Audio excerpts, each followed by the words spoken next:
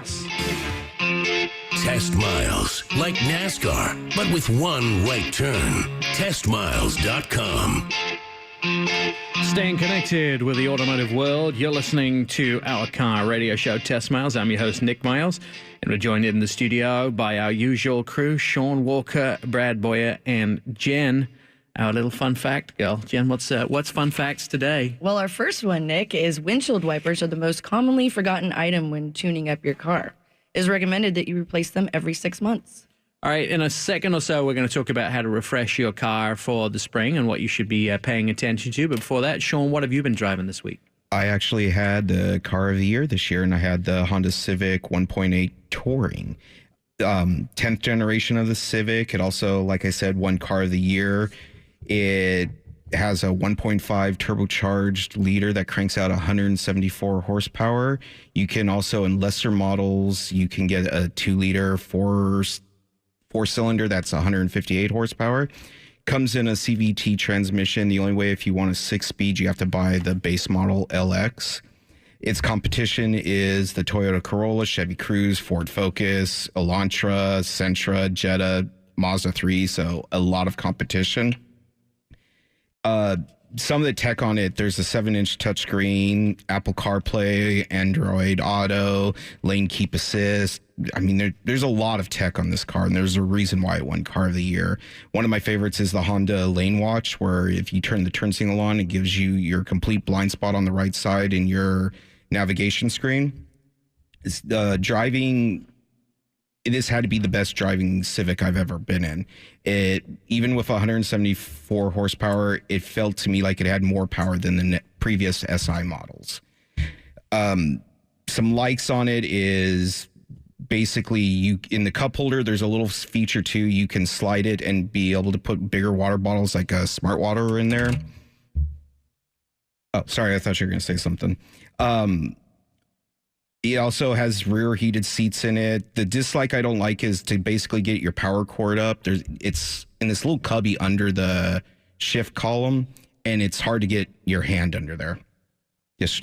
What about that dang volume control? The volume control is horrible. On the touch screen, but on the steering wheel, it's perfect because it's actually a little touch pad on the steering wheel, and it controls it perfectly. But on the on the navigation, it is horrible, and they need to get rid of it. Give me a dial. Well, you're also how old, and everything now is touchscreen. Not as old as Brad. Very true on that one. Starting price on this is $18,640, and the one that I test drove was $27,335. Awesome. Thank you, Shaun. Apart from regular oil changes and services, there are 3 times a year that you should give your vehicle extra love and attention before a road trip, in the fall and in the spring. This is National Car Care Month. Spring is here, and that means it's time for your vehicle to get a tune-up.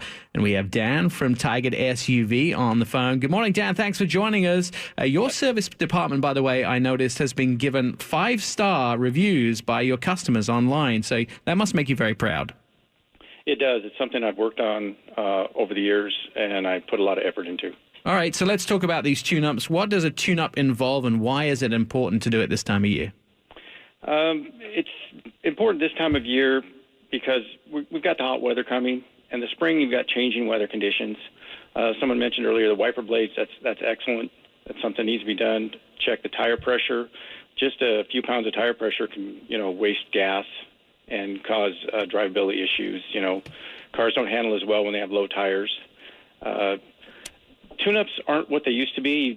You do all the spark plugs and all the distributor and all that.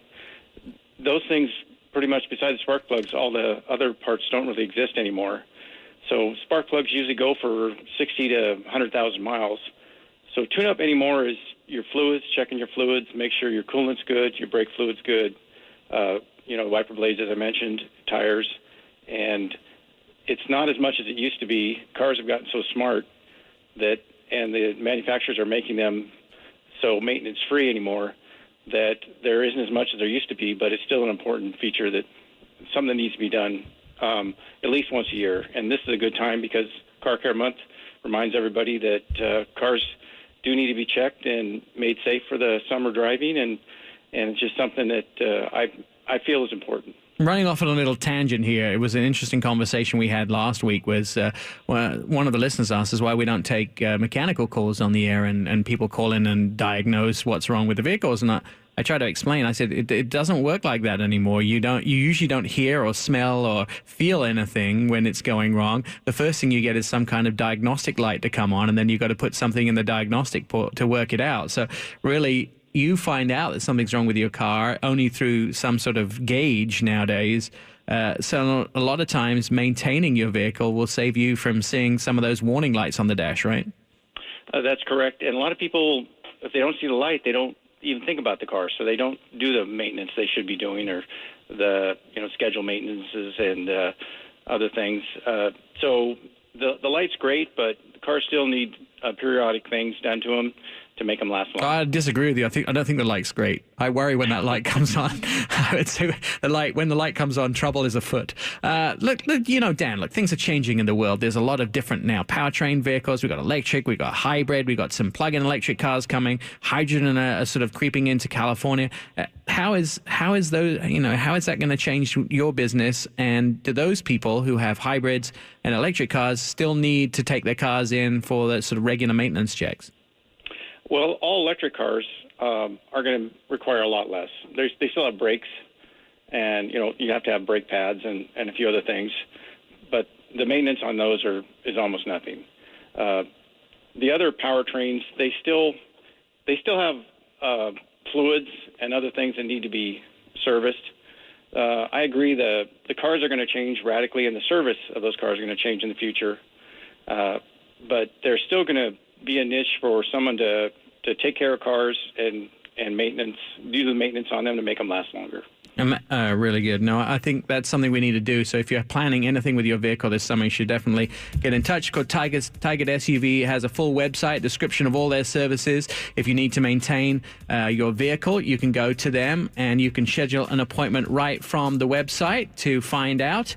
If you need to do something with your car, you can always give Dan a call. They are located on Charles Ferry Road in Tigard, or you can call them at 503-590-9798. They're at Monday through Friday, 7:30 a.m. till 5:30 p.m., or at tigarduv.com. Dan, always a pleasure to have you on the show. When we come back, we're going to talk about 2 wheels instead of 4, but it's going to be more than just half the show. That's coming up next on Test Miles. I'm Nick Miles.